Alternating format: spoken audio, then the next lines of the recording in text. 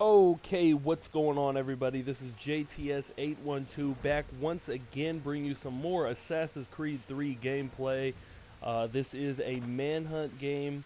As promised, this is a 15-7 Manhunt game. I mentioned it in the last Assassinate game I had, which was an 18-4.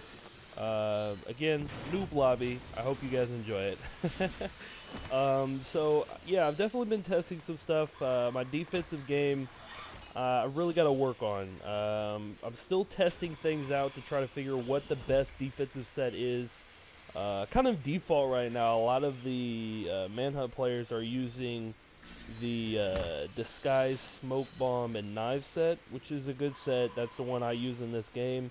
It's the one I would normally use, but I've actually been trying to change it up, trying to use other things. I know some people use Glimmer. I'm actually trying to use Morph.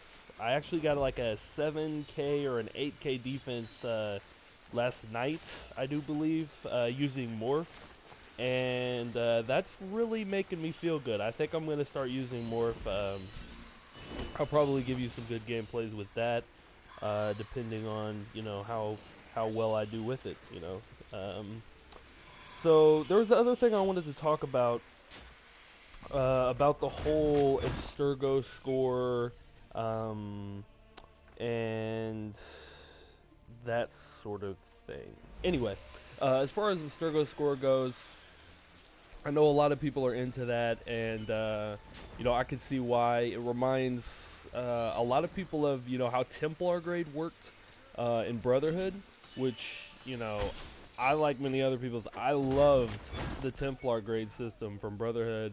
It's one of the biggest reasons why I've played so much of Brotherhood.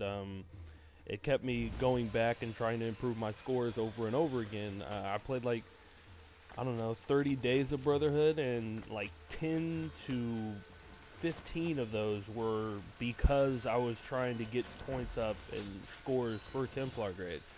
So like half of it, or something like that, was for Templar grade. So it was definitely a big reason why I got into Brotherhood.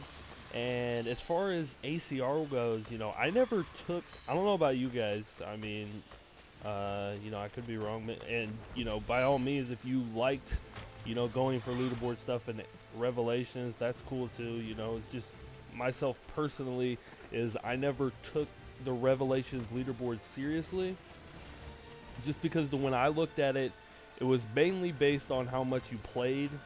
It had all-time score, all-time kills, and all-time stuns and stuff like that, and it had nothing to do with really your actual skill in the game. And then there was the other ones where it was just based off, what lobby you got into, basically, that allowed you to get a good score for, the game scores.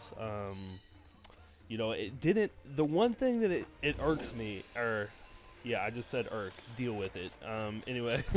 It irks me the fact that they didn't add an average game score, and they still don't have it for AC3 unless you calculate it. And the only way to really calculate it, because they don't show your all-time score like in the menu.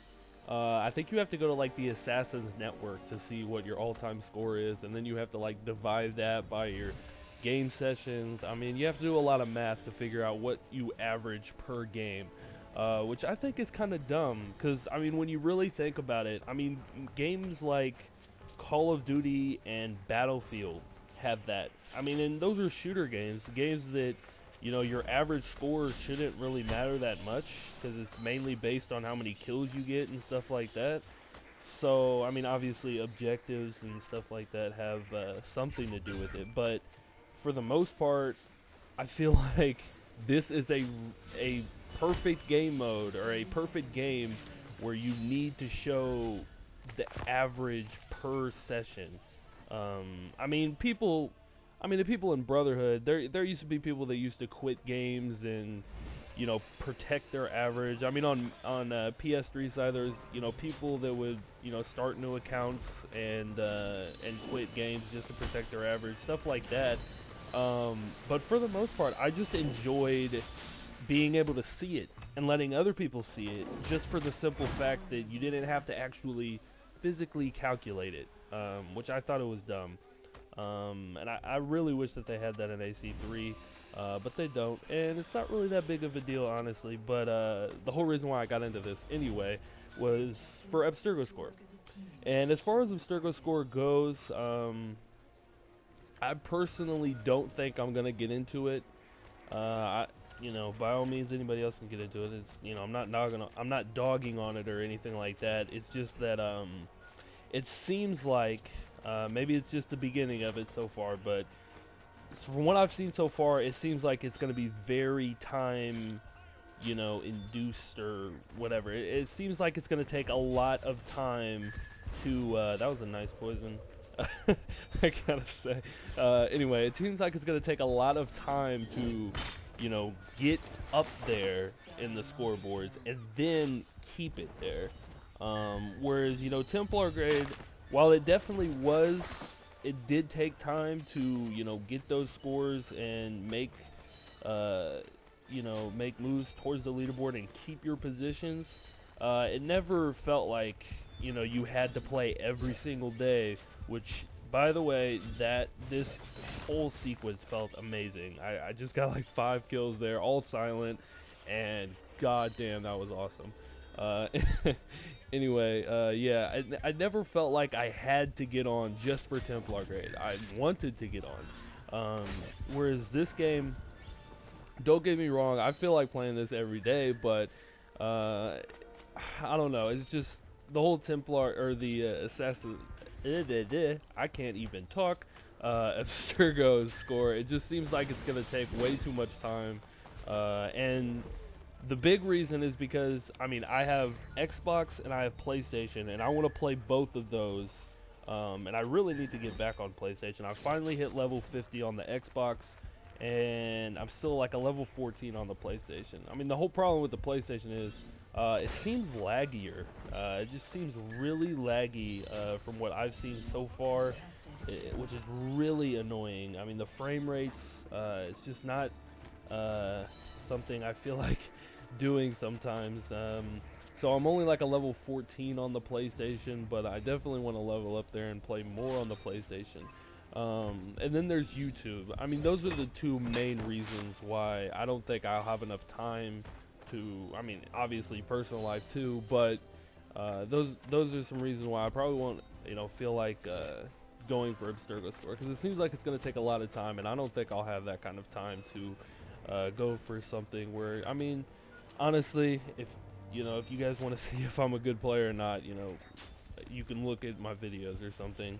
And I'm definitely going to be participating in tournaments and stuff like that when those occur. That was me being greedy as fuck. I was being super obvious with my disguise, and I was trying to get off a poison.